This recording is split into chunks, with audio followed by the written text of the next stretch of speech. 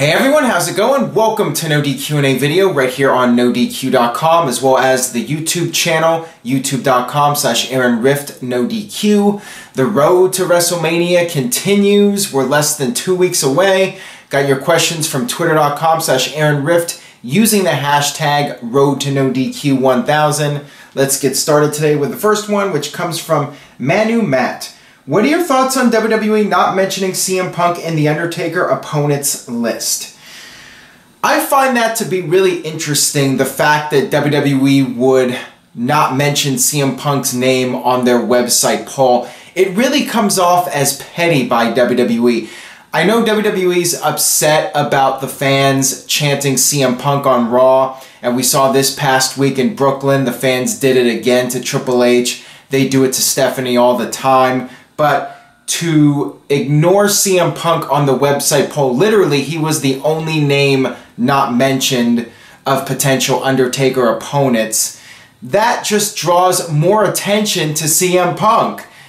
It's one thing to ignore the guy on television, but to do something like that that's so obvious, it's just going to get fans even more worked up and getting fans to chant CM Punk even more. So I really do not understand what WWE was thinking by doing that on the WWE.com poll. It just draws more attention to CM Punk, and it makes the company come off as petty. That's my opinion on it.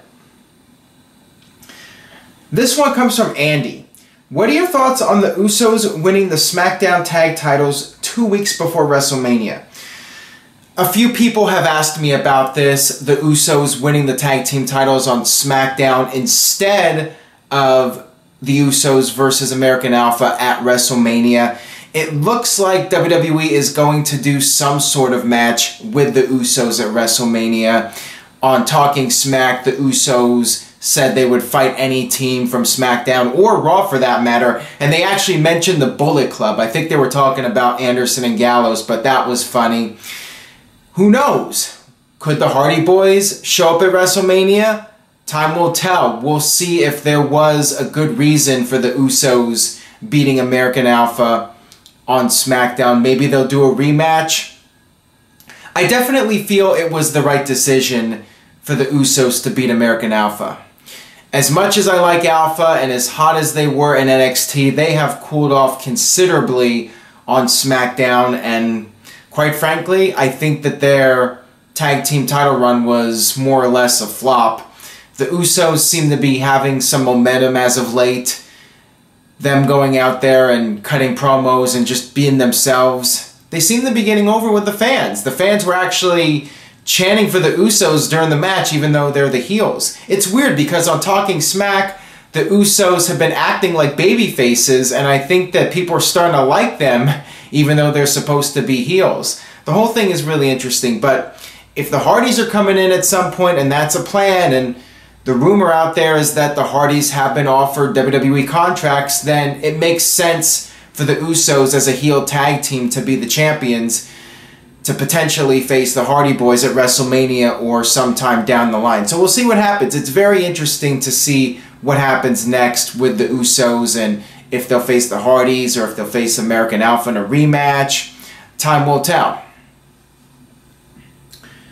This one comes from Andre. What did you think of Talking Smack last night? I enjoyed it. I enjoyed it too. As usual, Talking Smack is a nice change of pace. The guys seem to be able to have a little bit more creative freedom on Talking Smack. The Usos were very entertaining. Daniel Bryan was entertaining with the backwards hat and rapping with the Usos. That was something else. That was a sight to see. John Cena, as usual, was entertaining with his rebuttal to The Miz. I thought it was a good segment overall. Talking Smack is consistently entertaining. So I'm glad WWE's doing it, and it's definitely worth watching. People ask, is it something that should even be bothered to check out? I would say yes. I would say Talking Smack is definitely worth watching. Not necessarily live, but watch it on demand. It's a lot of fun to watch. I'm enjoying it. I think John Cena even made a reference to the Southpaw Regional Wrestling.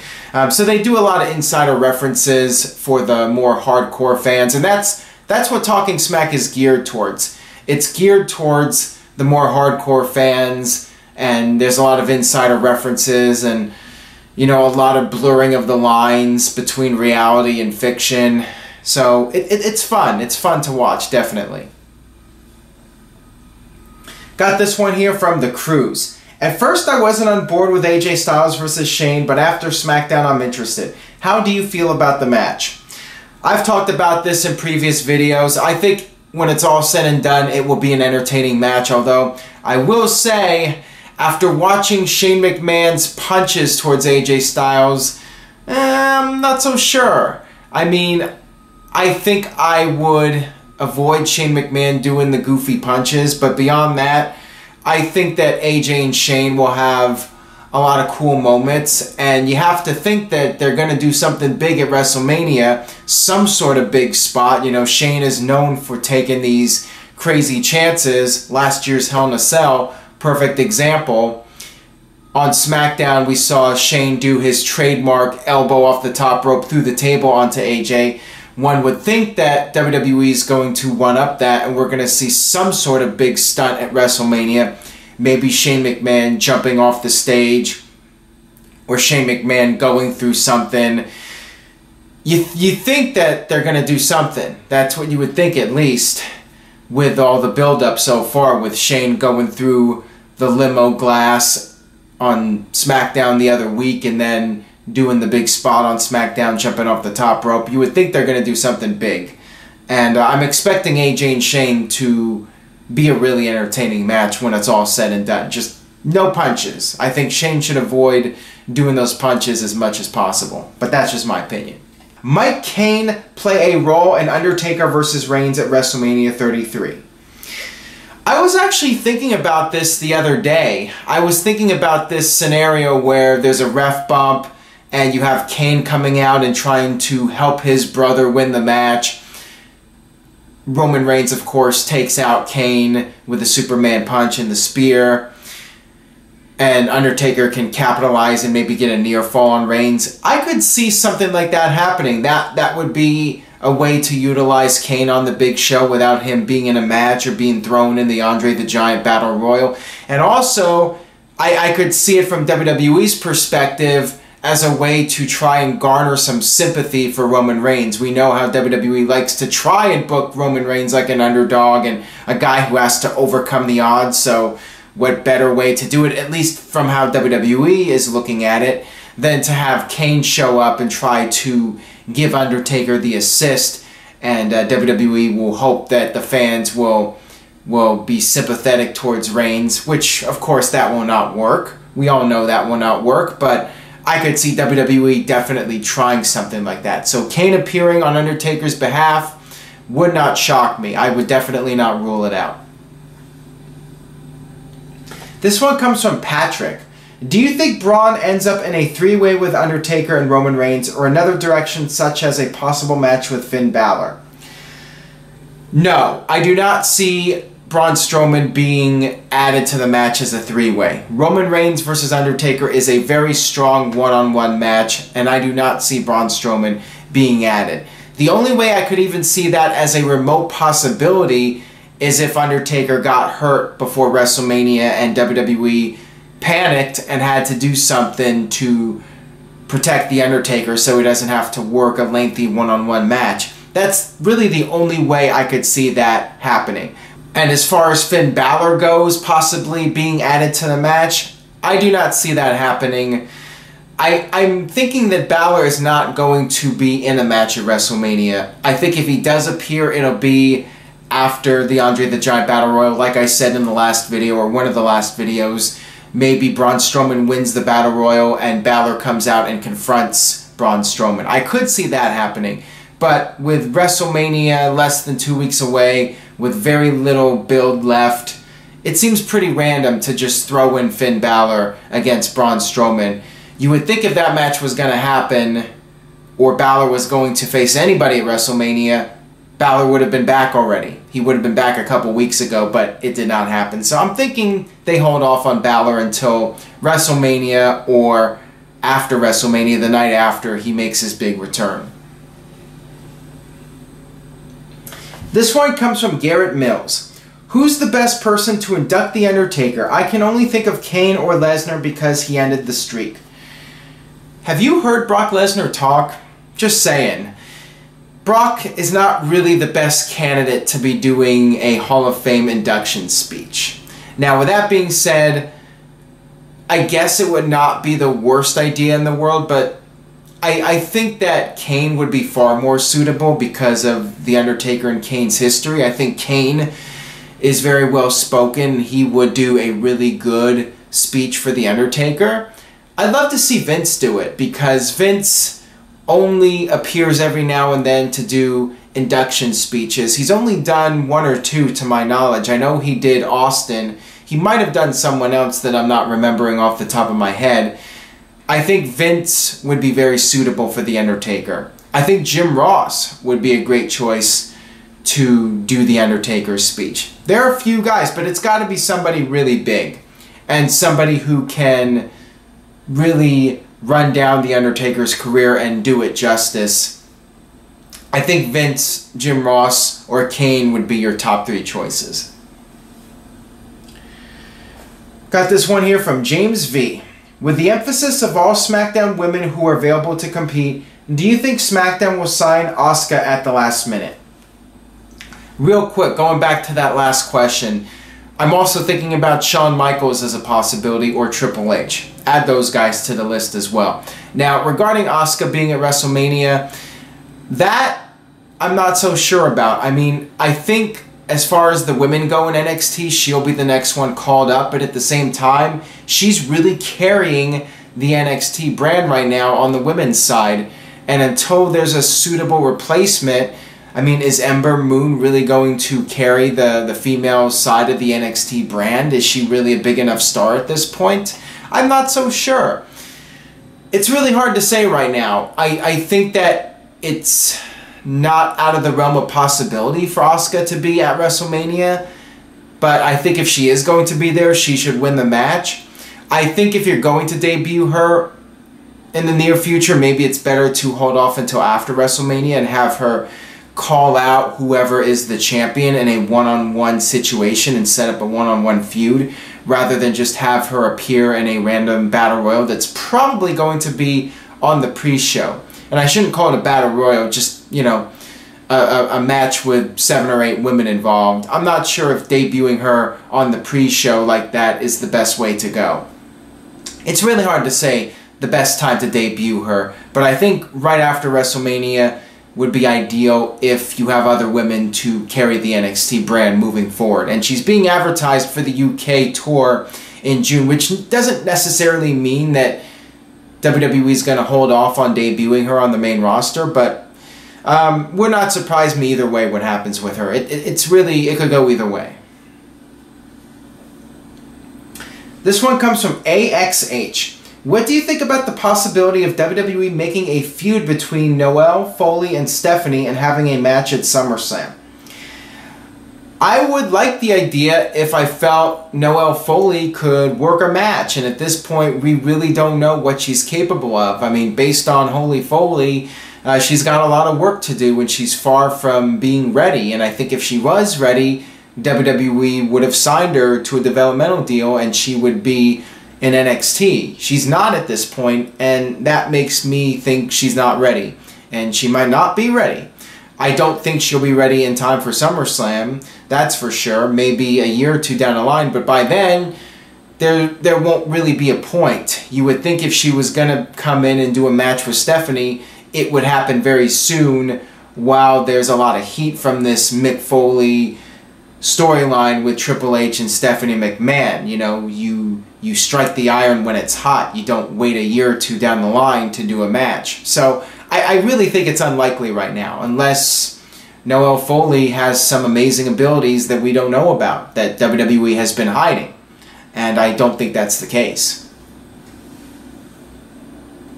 This one comes from I've Got Kids 33. How would you rate this year's Hall of Fame class compared to years past? I think that this year is one of the strongest Hall of Fame classes that WWE has done in a long time. You have Kurt Angle, who is obviously a top Hall of Fame contender. He should absolutely be in the Hall of Fame, 100%, no arguments there. DDP, I definitely feel, is deserving to be in the Hall of Fame. Rock and Roll Express, one of the greatest tag teams of the 1980s, very worthy of being in the Hall of Fame. It's a very strong class. Beth Phoenix, I mean, she had a very solid career. That one, I have mixed feelings on. I think Chyna should have been going in first before her, but it is what it is. Teddy Long is a suitable choice. I mean, I think it's a very strong class. I think it'll be a very entertaining Hall of Fame ceremony. And at the end of the day, you know, people will have their opinions on the Hall of Fame, and I don't know what to say about it, but what I'm looking for is for it to be entertaining and for the speeches to be entertaining, not just for the people going in, but the people that are doing the induction speeches. You know, you just want something that's entertaining, and with Jim Cornette being there, with Eric Bischoff being there, I think it's going to be a very entertaining show. And at the end of the day, that's what I'm looking for, is an entertaining show. This one comes from Daryl Lee. Who do you consider as the worst world champion in history? Vince Russo? I think that's an obvious choice right there. David Arquette. Looking at WWE, Vince McMahon, I mean, that was ridiculous. Him being the world champion, I think, was completely unnecessary. Mainly just done so Vince can say he was the WWE champion and nothing else. As far as actual competitors, probably Jack Swagger. That felt like a waste of time. That felt like a mid-carder holding the world title. I think it watered down the value of the world title and the prestige of the belt. Another guy, I mean, Alberto Del Rio's world championship run wasn't that spectacular.